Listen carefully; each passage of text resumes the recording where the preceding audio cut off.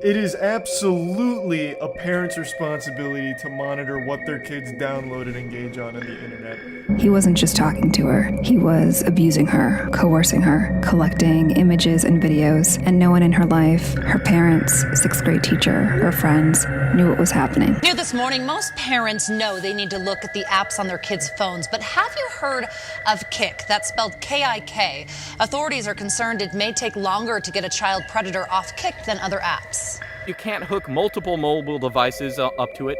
You can't, if someone sends you a message to, your account on Telegram, you can't read it on desktop if it's end-to-end encrypted, because it doesn't work on the desktop, because Telegram invented their own encryption scheme, and they haven't figured everything out with it, right? Like a lot of things, honestly. You like the way I look or no? Yeah, I do. Nice. I like the way you look too. Thank you. So what are you doing on me? I'm just messing around, I see. I'd like to see more of you. Well, what exactly? I don't know, anything. Well, you're gonna have to, be specific. You with your jacket off. You talk to children a lot, you file? Yeah, damn, he sprinted. Some of you are probably already using the apps that I'm going to be listing off today. And if you aren't using any of the apps, well, I have to congratulate you. So I've been going through my idea chart on what topic I should talk about in the next video, which if you have any suggestions, please leave it down in the comments, it would help me out a lot. So I was thinking about the internet as a whole and how it could easily be manipulated. And ever since the rise of social media, the young generation have continued to get more and more vulnerable.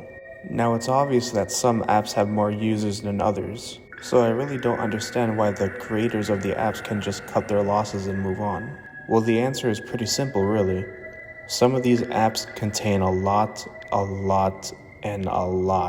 of creeps. So without further ado, let's go down the hole of the worst social media apps. For some, Kik might bring back fond memories. Almost everybody in my high school had Kik and was constantly asking me if I could add them.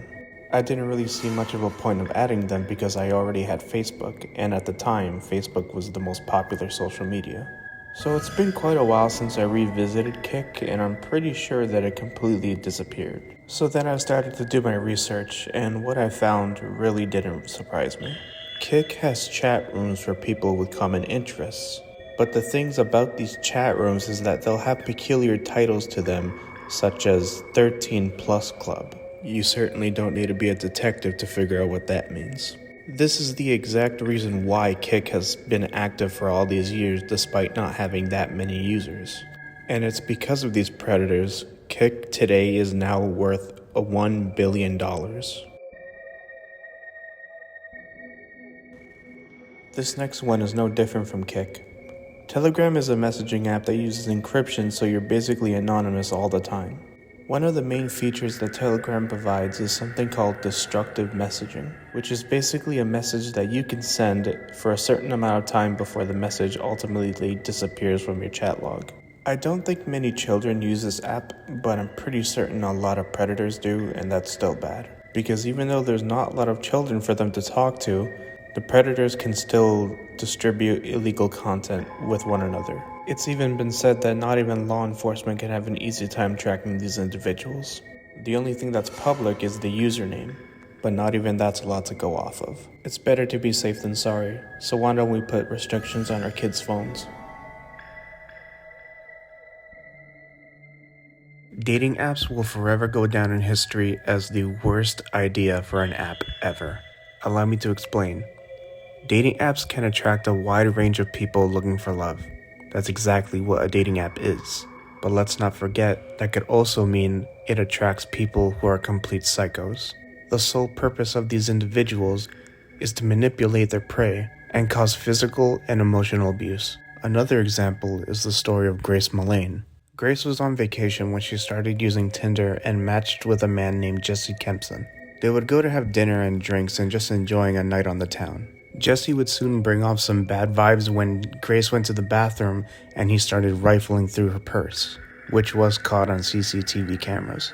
After the evening was over, they went back to Grace's hotel, and unfortunately, that would be the last time anyone would ever see Grace alive. If you are using dating apps, just remember to be cautious about who you're talking to, and if you are planning to meet this person, always remember to be in somewhere public where everyone can see, and to never return home with your date. I first discovered Omegle back in 2012, which would be my freshman year in high school. I was at a friend's house and we were just goofing around on the internet. Then my friend told me about this website called Omegle, a website where you could talk to complete strangers. I told him that I wasn't comfortable with talking to strangers, so I definitely wasn't going to exploit this website.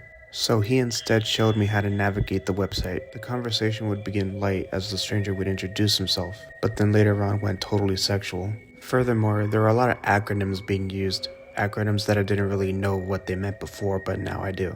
And if you're an active Omegle user, you definitely know what I'm talking about. Another thing to know is that there are people who go on this website who are actively taking people's IP addresses.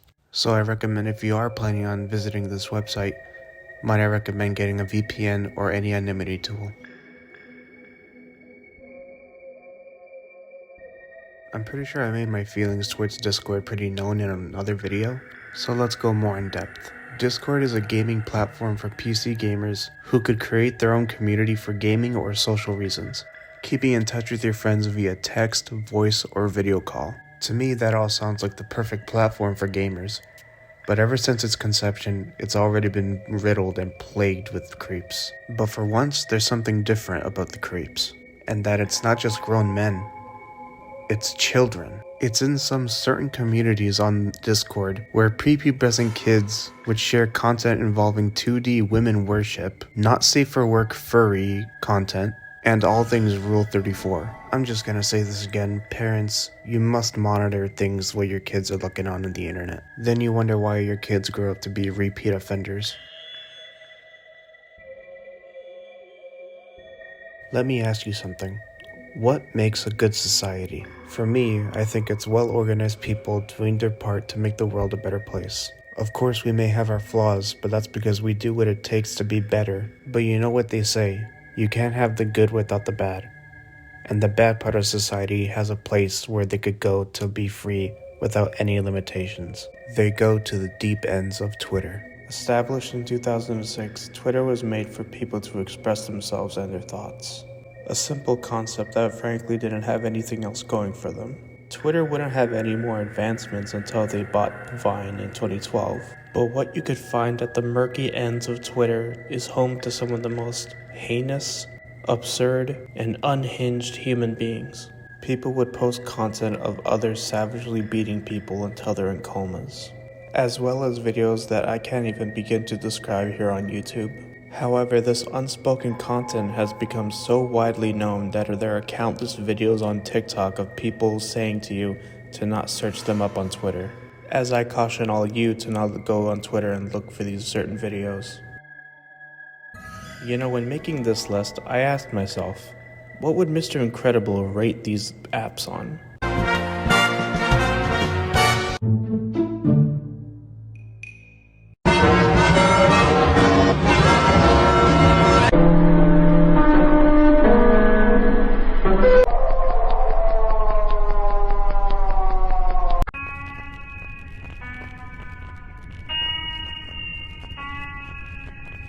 Yeah, that probably sums it up. Thank you all so much for watching. I hope you enjoyed the list. If you want more of these types of videos, go ahead and like this video and comment below. And if you would like, subscribe. See you in the next one.